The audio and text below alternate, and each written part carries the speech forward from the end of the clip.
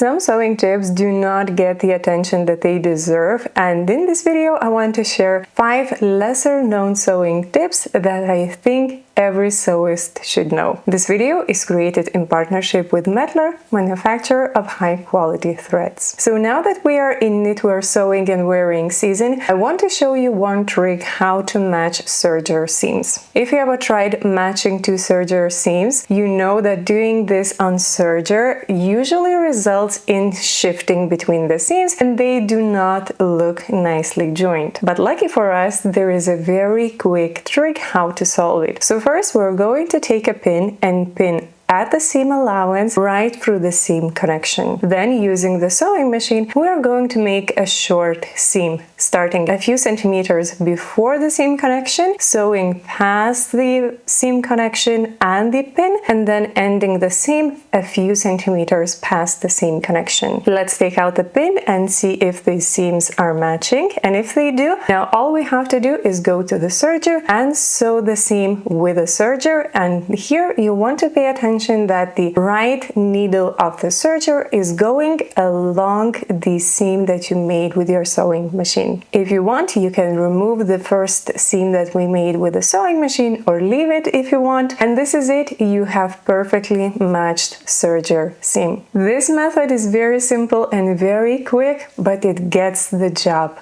done. And while we are at the serger, let me show you what is this tiny thing that most likely came with your serger or embroidery machine, and in few rare cases it may have come with your sewing machine as well. So from time to time, if you're serging, if you are embroidering, you will notice that if you're using a specialty thread, maybe glossy thread or something like that, when you put it in the cone stand, it starts to unravel. And if it happens, simply put the thread net over the cone, pull out the thread through the top, and this is it. The thread net will keep thread in place on the cone and it won't unravel when you're serging or doing embroidery. Speaking on knitwear, today I'm wearing my own pattern Audrey that I made last year for the holiday season. For my holiday season, I made 3 versions. One version was made from this very glittery green color fabric that I absolutely loved, and I wore this dress to the concert that I was going during the holiday season, and it was very, very beautiful, very comfortable dress to wear. The second version that I made was actually using the pearl press. I bought a pearl press a few years ago, one of the most favorite tools I ever had, and I had this vision, this idea to make a dress with 500 pearls. So this is exactly what I did when I was making this dress, and I absolutely loved how luxurious it turned out. And the final version that I made for the holiday season for the Audrey dress is the one that I'm actually wearing today. Very, very simple white knit dress, but it looks perfect during the holiday season. It's the simplicity that gives it extra glamorous look. If you want to make your own dress, I will link it in the description box down below. Now in this third tip, let's talk about how to match thread, needle, and fabric. This is a very common question that I get, is how to select the right size needle and thread. Now the general rule is that the thicker the fabric, the thicker the thread, and the higher size needle. The opposite is also true. The more lightweight the fabric, the more lightweight the thread,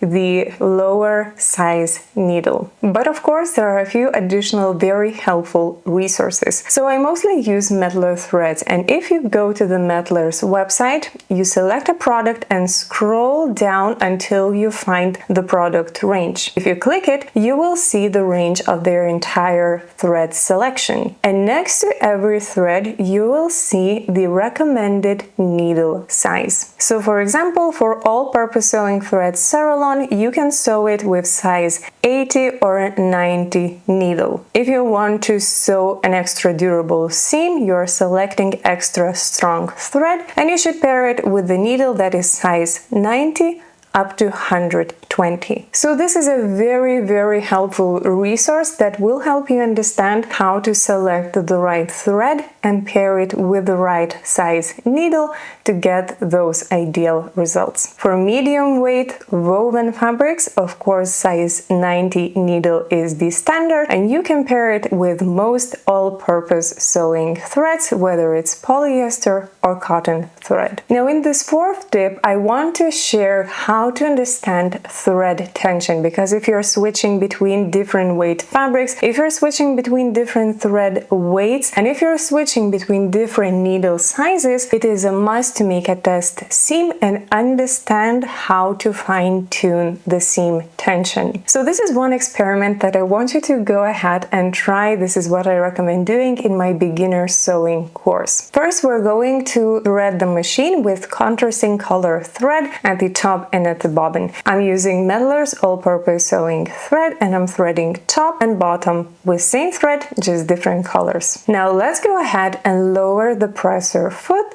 which will engage the thread tension at the top. Now let's select on the tension dial tension 0, which means that there is no tension at the top. Take the thread and start pulling it, and you will see that the thread very easily pulls out. This is because there is no tension. Now let's go ahead and sew a seam using the 0 tension setting. When we do this, we can see that the top thread is not laying flat on the fabric surface, and you can even see in some cases the top thread at the bottom. This means that the seam is not balanced. Now let's going to switch to the tension setting 9, which is the highest tension setting. Again, with the presser foot lowered, let's try to pull the thread, and the thread barely even moves. This is because we have lots of tension in the discs. Now when we sew the seam using this tension, you can see that the top thread is so tense that it's even pulling out the bobbin thread to the top surface, and we're kind of starting to see these loops. So what thread tension we should be using? On the tension disc of your sewing machine, most likely there will be markings showing